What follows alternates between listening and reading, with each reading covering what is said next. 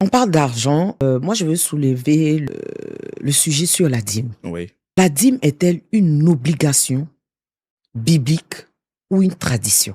Alors, là, lorsque nous sommes en train de parler de la dîme, j'écoute beaucoup de personnes sur Internet. Lorsqu'ils parlent de la dîme, ils parlent tout de suite avec Moïse.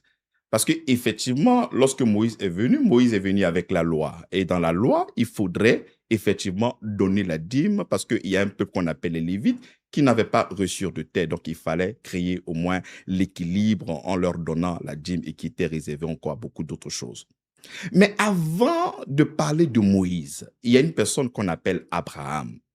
Voilà. Et lorsque Abraham quitte en guerre, il reconnaît que c'est Dieu qui lui a donné toutes ces choses-là.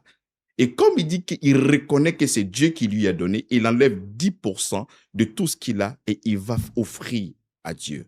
Amen.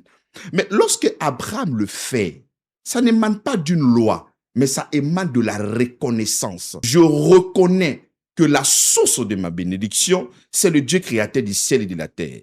Et comme je sais que c'est lui, je viens apporter, tu vois. La motivation, ce n'est pas pour que Dieu puisse me donner.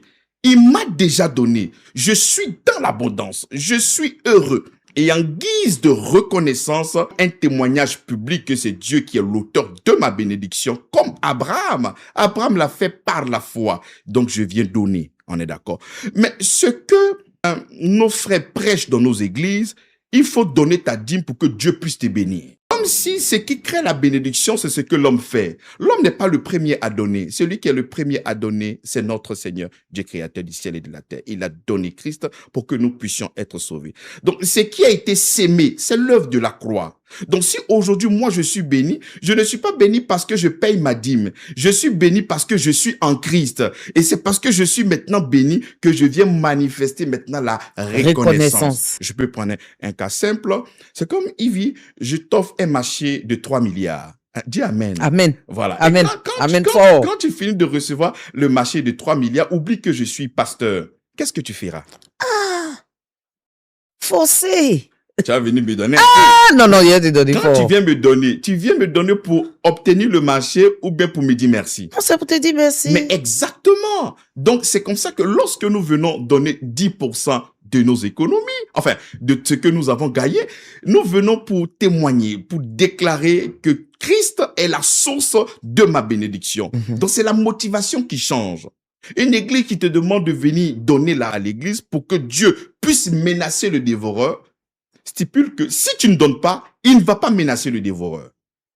Donc, ça veut dire que c'est comme la loi qui est encore en vigueur dans ta vie. Si tu veux que Dieu agisse, voici ce que tu dois faire. Non. Nous recevons tout de lui gratuitement.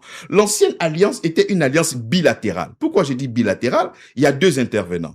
Il y a l'homme qui intervient et il y a Dieu qui intervient. Mais nous sommes dans la nouvelle alliance. Et la nouvelle alliance, c'est une alliance unilatérale. C'est Dieu qui est venu en Christ, mourir à la croix de Golgotha pour nous, en fait que nous puissions être des bénéficiaires et les récipiendaires de la grâce. Et pour recevoir de lui, c'est seulement que la foi. Et quand tu as la foi en Christ, tu es béni de toutes sortes de bénédictions.